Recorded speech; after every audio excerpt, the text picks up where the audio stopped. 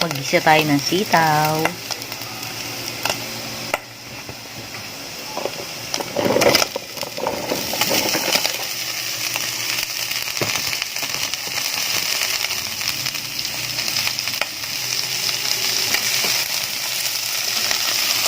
Ilagay na natin yung sitaw, then haluin natin mabuti.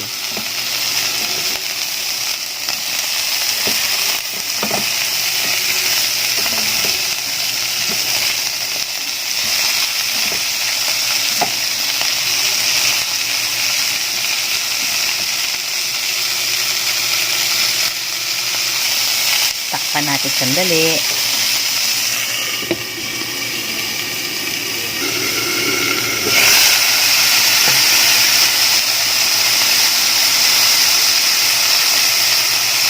Lagay na tayo ng toyo at suka.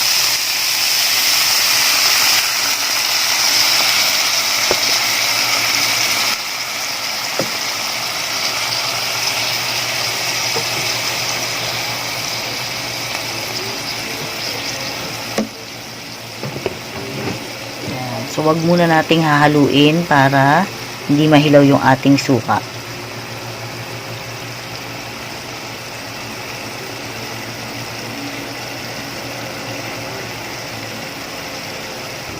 Maglagay na rin tayo ng konting pampalasa.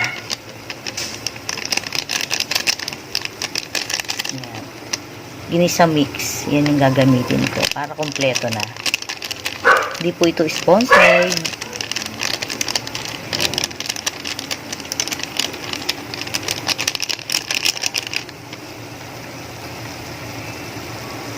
Yan. So, kapag kumukulo na, pwede na nating haluin.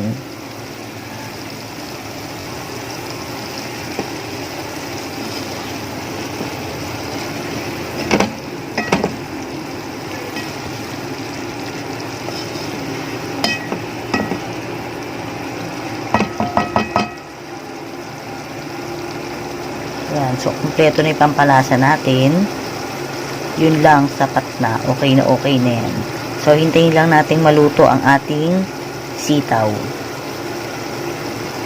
Ako kasi pag nag-aadobo ako, kahit sitaw o pork chicken adobo, naglalagay ako ng konting oyster sauce. So, lagyan din natin. Ayan. Para mas malasa ang ating adobo. Then, pwede na nating haluin.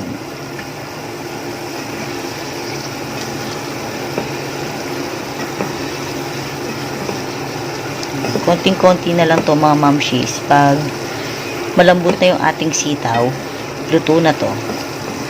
Pwede na tayong kumain.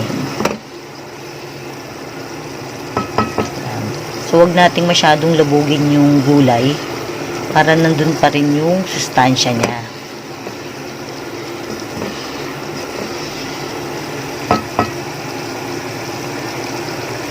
Ayan.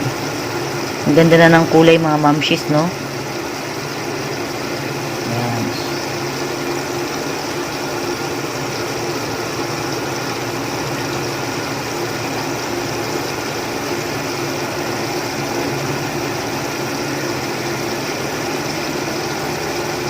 Konting-konti na lang, maluluto na.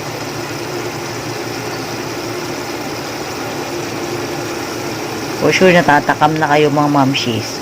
Masarap to kahit gulay lang, then konti lang yung sahog na giniling, okay na po yan.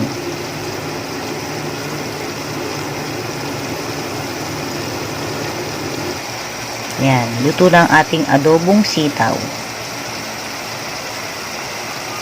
Kain tayo mga mamshis.